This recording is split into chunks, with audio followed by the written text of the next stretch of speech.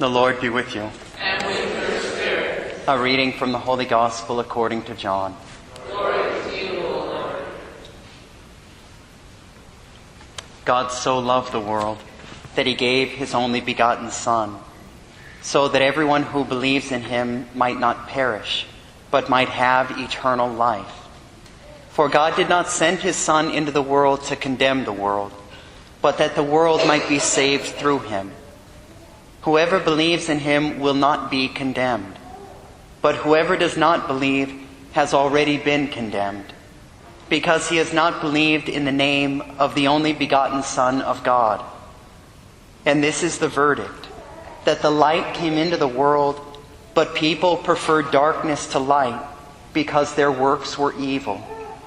For everyone who does wicked things hates the light, and does not come toward the light, so that his works might not be exposed. But whoever lives the truth comes to the light, so that his works may be clearly seen as done in God. The Gospel of the Lord. Praise to you, O Lord Jesus Christ.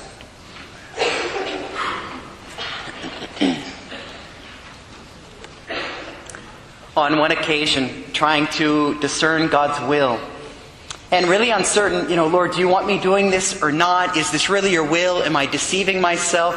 I went to my spiritual director and I just laid it all before him. And I remember one of the principles of discernment he gave me was this.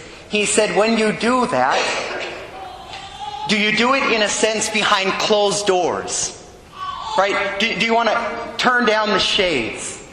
Turn off the lights so that no one knows about it. What would you think? What would you feel if other people found out that you were doing that? Would you be embarrassed? Would you be ashamed? Is there any problem in bringing it to the light?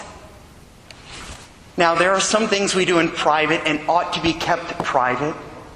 But when we are doing certain things in private because we want to hide them in secrecy so that no one can possibly know, and we would be ashamed if they did find out, it's probably not part of God's plan for our lives.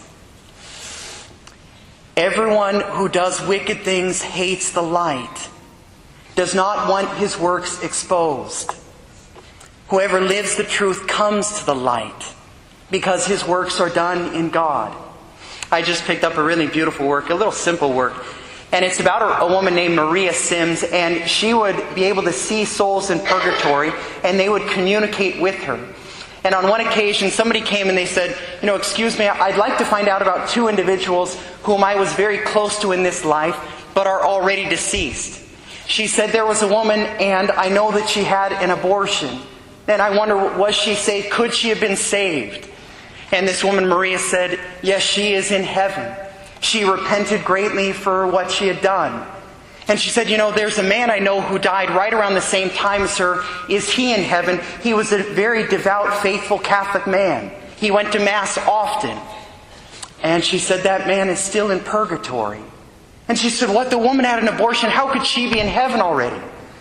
And she said that man, while externally living a very devout life, was so incredibly critical behind closed doors.